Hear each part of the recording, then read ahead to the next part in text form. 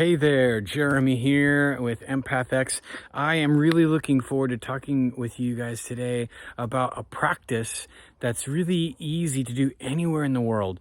And it, to me, has become really clear to me in this land you see here behind me at 13 acres, the space where I'm doing a lot of my teaching and a lot of the facilitation, the games, and all the community that we're growing out here on this land, on this property, is this idea of the practice of space.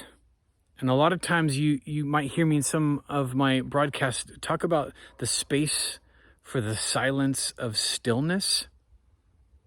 And that to me is the beginning of coming into that role of the observer.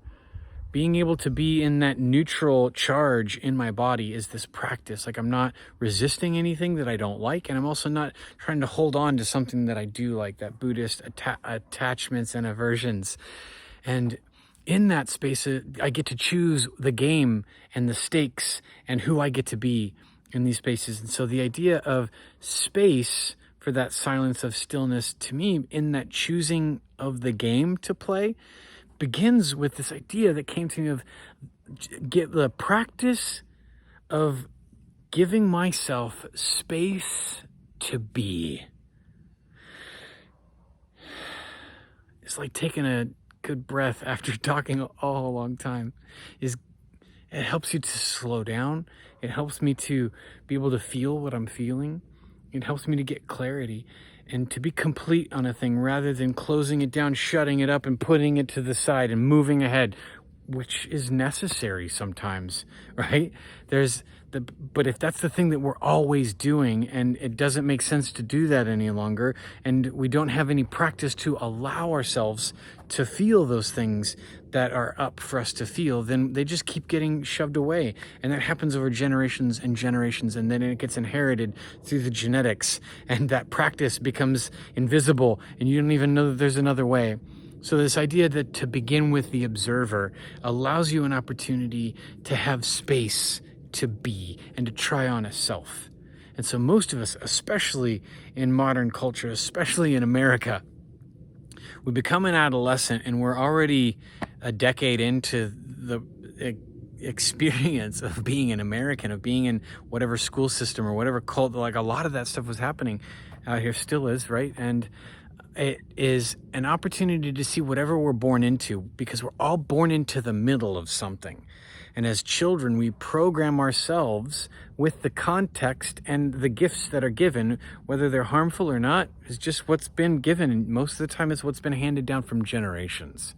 And so that recognition that I'm born into the middle of whatever is happening, I'm born into the middle of this story, and now I get to be present with, I get to give space for me to be whatever I want. And as that adolescent, you were trying that on, and then something kind of worked in different ways. We think about it as one thing, but that space to be helps you see that you are a symphony of beautiful, wonderful things, dear human. And this space that we are in now, in this culture that we're living in, is pushing us to extremes of these things that we used to be. This trauma that's up is really practicing these energetics that are handed down through things that are terrible and things that we want to be done with, that continue to persist, and some say might be around for the long haul. Either way, the idea of giving yourself space to be, to me, is that recognition that this out here is the middle of a very long story that I'm being born into. And this in here is mine to be able to practice. And so I can start with giving myself space to be, space to breathe, space to be still. And oftentimes I find that gives me space to feel what I really want to feel, and to get clear on what is it that I really want. Why am I really doing this? To first take responsibility for, yeah, I'm not in integrity.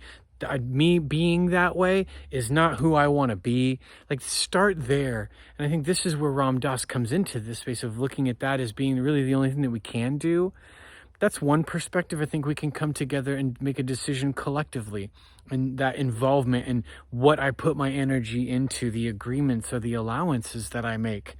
and the energy that flows through and what I decide to put, what containers I decide to put it in, what communities I decide to join, right? These sorts of spaces.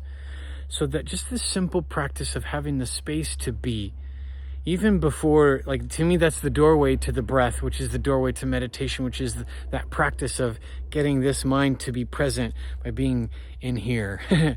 So I hope this is helpful. Again, let me know if you have any questions or comments, if you're interested in the tribe that we're building out here at 13 Acres in Dripping Springs, west of Austin, or if you want to be part of my online community. Hit me up, let me know, comment in the comments, ask any questions, or make any suggestions of other future content.